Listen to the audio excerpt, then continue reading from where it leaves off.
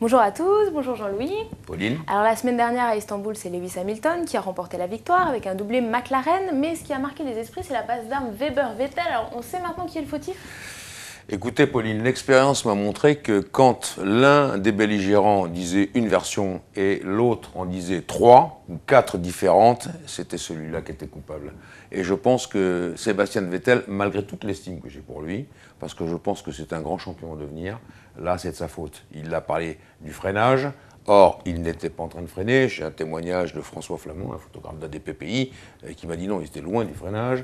Ensuite, il a dit que la voiture lui a un peu échappé. Ensuite, il dit qu'il n'avait pas serré, mais il avait quand même serré. Bref, c'est lui le responsable. Et aujourd'hui seulement, donc tout de même après plusieurs jours, Christian Horner, le patron de l'équipe Red Bull Renault, dit « Franchement, on ne peut pas blâmer Weber ». Donc, je pense que c'est Sébastien Vettel le coupable.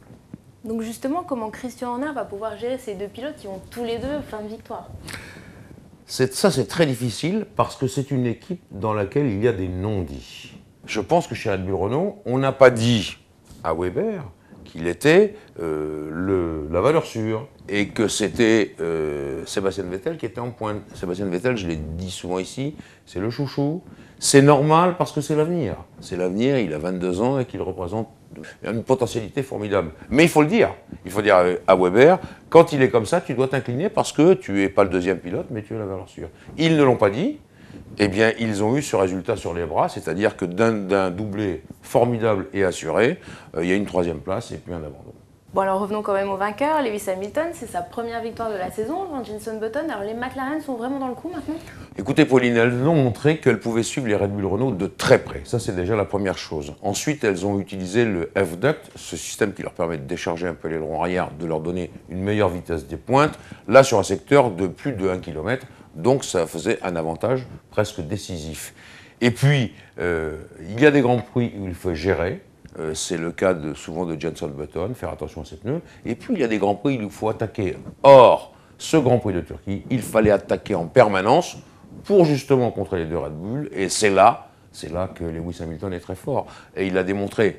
Après, évidemment, il y a l'accident entre les deux Red Bull, mais il était là, il a saisi l'opportunité, Lewis Hamilton, on ne peut que le féliciter. Moi, je suis content de sa première victoire, il y a longtemps qu'on l'attendait cette année, naturellement, et avec Button, ils forment un très bon tandem, ils remontent tous les deux au classement du championnat du monde, c'est parfait pour nous.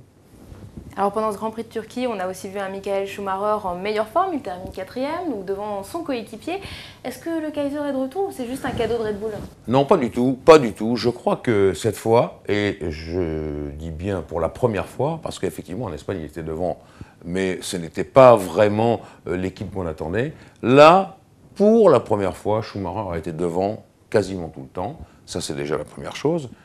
En course, il avait un bon rythme, et à un moment donné, on a cru quand même que c'était lui qui faisait le bouchon. Pas du tout, c'était Rosberg qui faisait le bouchon, et d'ailleurs Rosberg a tout doucement lâché prise, pas de beaucoup, 3-4 secondes, mais Schumacher, sur un circuit très significatif, car le circuit d'Istanbul est très sélectif, eh bien il a montré qu'il était revenu tout doucement au niveau, même un peu devant Nico Rosberg, donc on va voir maintenant la suite des événements.